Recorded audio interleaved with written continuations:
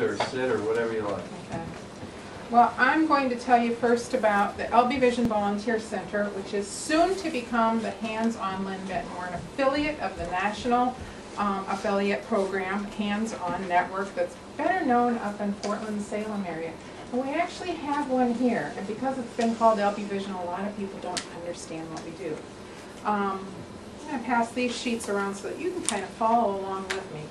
LB Vision Volunteer Center has been a hands-on or Points of Light affiliate for about the last 5-6 years. We went online with a volunteer center in 2002, and we found that our target is primarily the OSU students, even high school students and young professionals, although we're finding more and more the baby boomers are starting to use think of even going to the internet to find volunteer opportunities, because we're just starting to see those people come to us.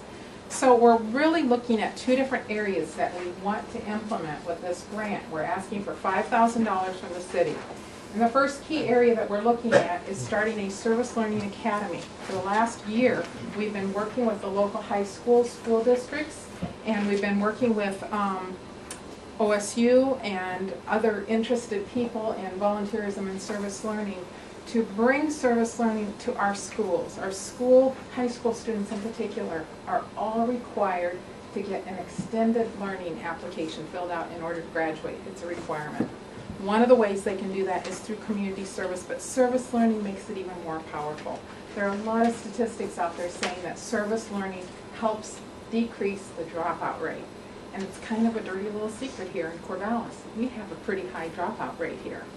And a lot of it has to do with probably not the kids of anybody that's here, but the kids that are coming from homes where the families are really challenged by what's going on economically right now, by a language barrier and other things. And oftentimes they're dropping out early in high school.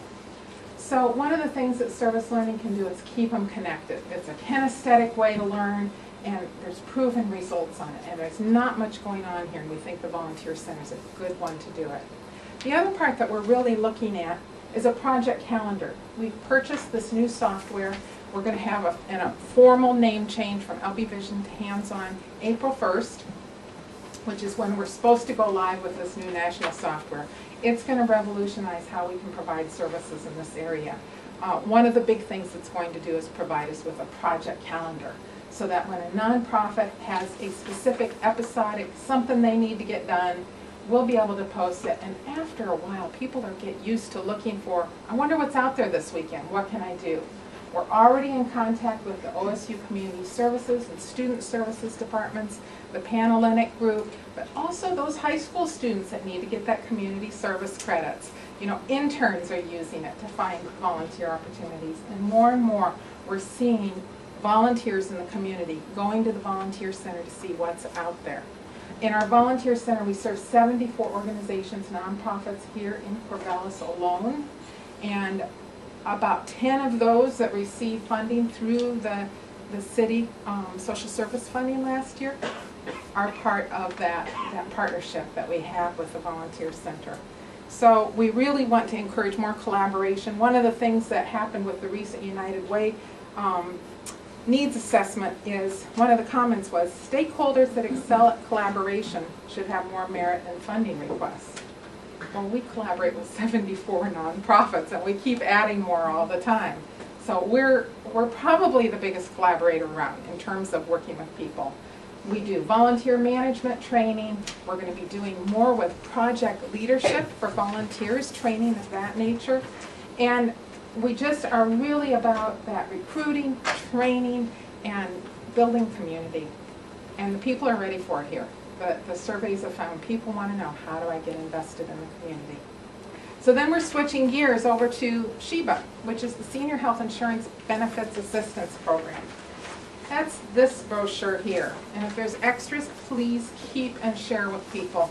This is an amazing program. I'm so proud to be involved with this. We've been working in this program since it started in Oregon in 1991. RSVP, which I'm the director of, has been the local sponsor since that time. And it continues to grow. Last year in Corvallis alone, we served 7.5% more clients than we did the year before. The year before, it was 10% more. we have had this exponential growth. And you know what? Medicare primarily serves people who are 65 and older. Who's turning 65? The baby boomers. 46,000 people are supposed to turn 65 in Oregon in the next year.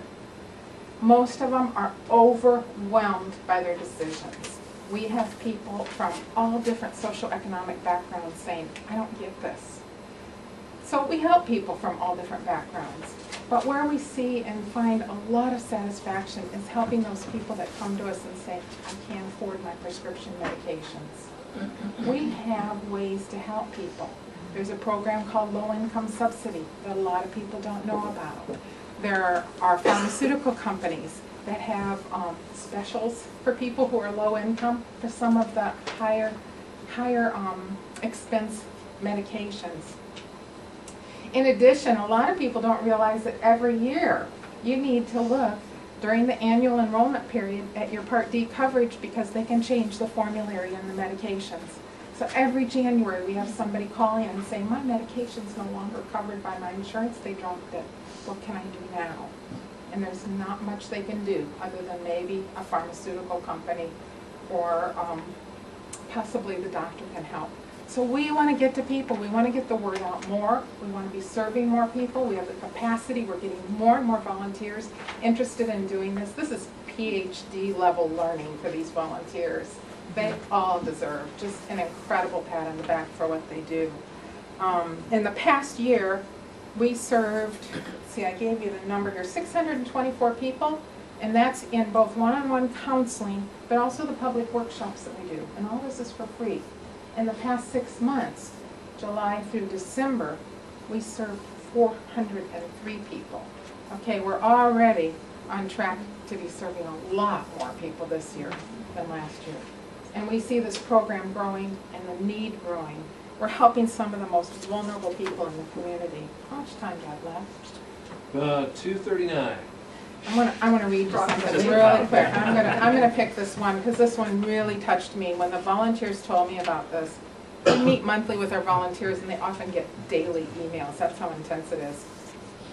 A recent Corvallis case involved GE retirement insurance. It was a situation that alerted our state office to this issue statewide because they changed their insurance.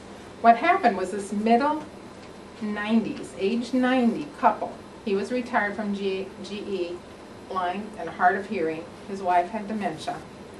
Were subjected to an unexpected change from their employer. Their employer basically reduced the benefits and enrolled everybody in Part D alone.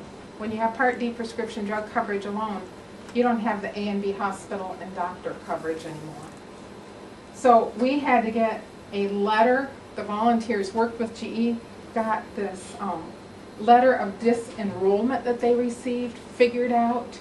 They went to bat for the volunteers. They got GE to totally release them from these retirement benefits that weren't really doing them any good because they didn't have coverage for what they needed, the more expensive things. They opted out of that insurance. They got them into a new Medicare plan, and now they have medical coverage again. So the volunteers do more than just a one-time meeting with somebody for an hour. They really go to bat for people. They work on waste, fraud, abuse. They report, we had, you know, you see those scooters advertised on TV. A lot of times those are a scam.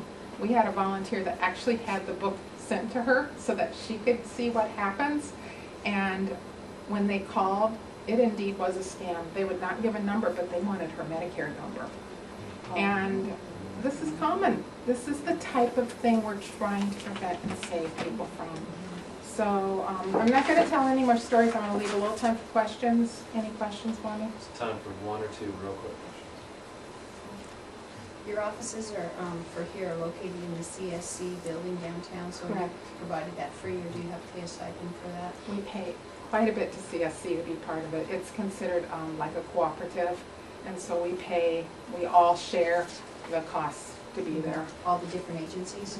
Okay. Yeah. Do you know your total operating budget? Well, for the Sheba budget, it's a little over $22,000 and that's just for City of Corvallis. For LB Vision, it's pretty low. It's about $12,000 for City of Corvallis. And then we have other programs. Well, thank you very much. I'm going to again ask everybody who has additional questions